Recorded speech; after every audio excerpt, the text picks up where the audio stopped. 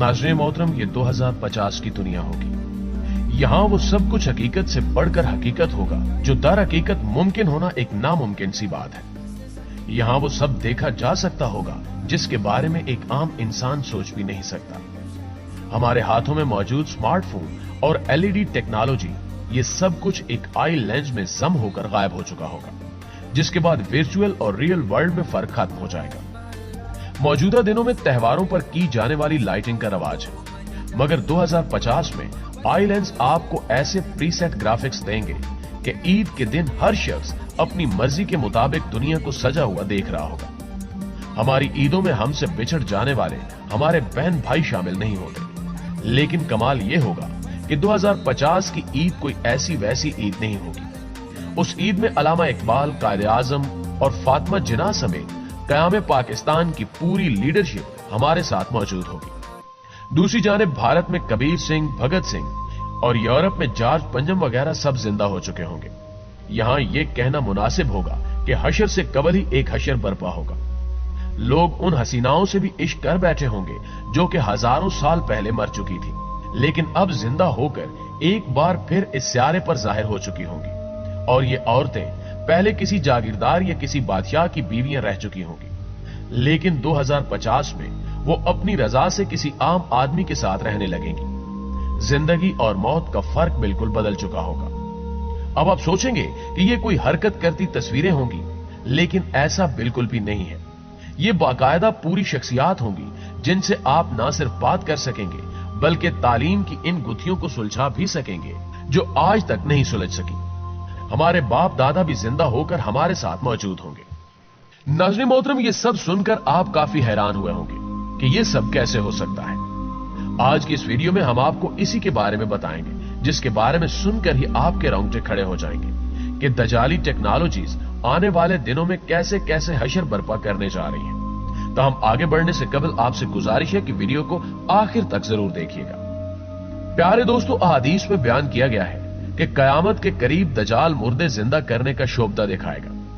अगर उस दजाल की बात टेक्नोलॉजी पर मुनहसर है तो हम फिर इस मौजू पर बात करेंगे कि किस तरह एक मरे हुए इंसान को उसकी मेमोरी समेत दोबारा जिंदा किया जा सकता है। आर्टिफिशियल इंटेलिजेंस 21वीं सदी की वो इनकिलाबी इजाद है जो आने वाले सालों में कई अहम मिशंस में इस्तेमाल होगी। वो चाहे हजारों साल पुराने स्क्रिप्ट पढ़ने का मिशन हो या कब्रों में दफन हड्डियों से डाटा निकालने की तैयारी।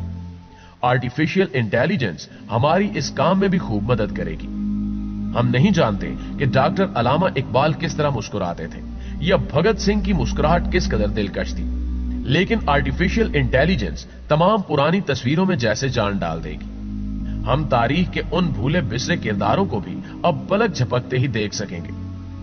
आर्टिफिशियल इंटेलिजेंस टेक्नोलॉजी का यह कारनामा शायद अभी कुछ छोटा है, इसका असल कारनामा कुछ और है।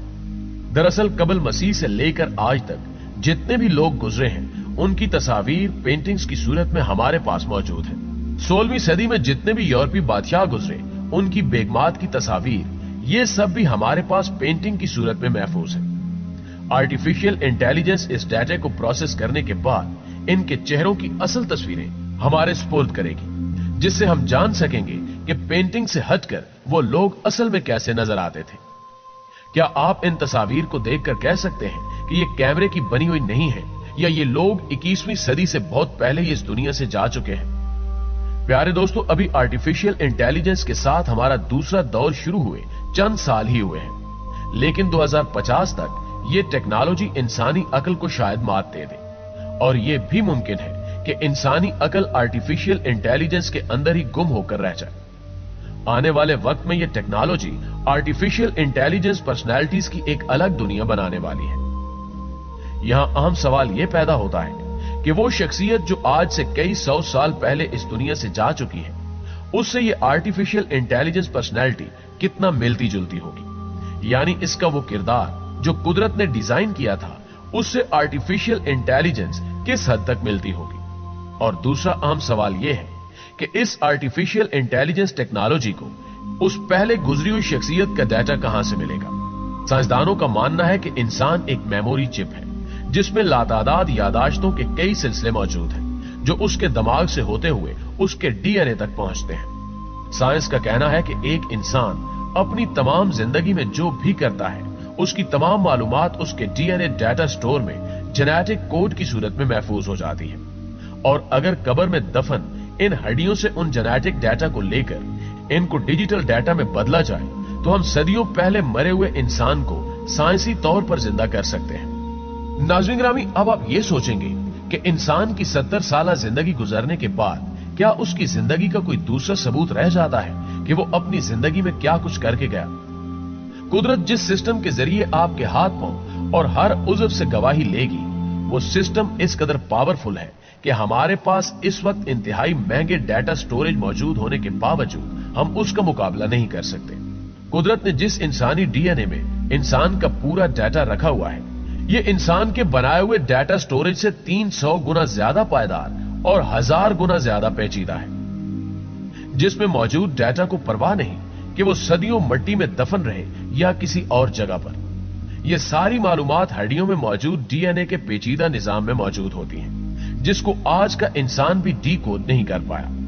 दरअसल इंसान डीएनए की बुनियादी मालूमात को अभी ठीक तरह से समझ ही नहीं पाया, जबकि खालिक़े कुल रोज़े कयामत हमारी जिंदगी की फिल्म इसी तरह हमारे अंदर से निकालेगा कि जैसा सब कुछ हकीकत में रूनुमा हो रहा हो। डीएनए में स्टोर होने वाली फिल्म इंसान के दायरे इख्तियार में नहीं है, क्योंकि जेनेटिक कोडिंग डिजिटल कोडिंग से 1000 गुना ज्यादा मुख्तलिफ होती है। मुस्तकबिल में यह टास्क आर्टिफिशियल इंटेलिजेंस को दिया जाएगा, जो कब्रों और मजारों में दफन इंसानी जिंदगियों की तहरीरों को निकाल लेगा और 70-80 साल जिंदगी की तहरीर को इनकी हरकत करती तस्वीरों के साथ मिलाकर एक मुकम्मल आर्टिफिशियल इंटेलिजेंस पर्सनैलिटी डेवलप करेगा। यानी यह भी मुमकिन है कि कल को इलामा इकबाल उम्मत की एक नई तर्ज पर तरबियत के लिए एक बार फिर से मौजूद हो, या फिर कायदे आजम कौम की एक बार फिर तरबियत के लिए हाजिर हो। इस काम के लिए दो चीजें बहुत अहमियत की हामिल होंगी, जिनमें से पहली 5G टेक्नोलॉजी है, जबकि दूसरी चीज आई लेंस है। यह आई लेंस इसलिए जरूरी है ताकि आर्टिफिशियल इंटेलिजेंस पर्सनैलिटी को आप कहीं पर भी इस्तेमाल करने की सलाहियत हासिल कर सके। नाज़रीन मोहतरम, आपको यह बताना भी जरूरी है कि इसके लिए आपको किसी प्रोजेक्टर या 7D होलोग्रामिक प्रोजेक्टर की जरूरत नहीं होगी। लेंस के जरिए मुतलका प्रोफाइल पर क्लिक करते ही आपके दादा नाना या कोई भी जो इस दुनिया से जा चुका है आपके सामने हाजिर हो जाएंगे।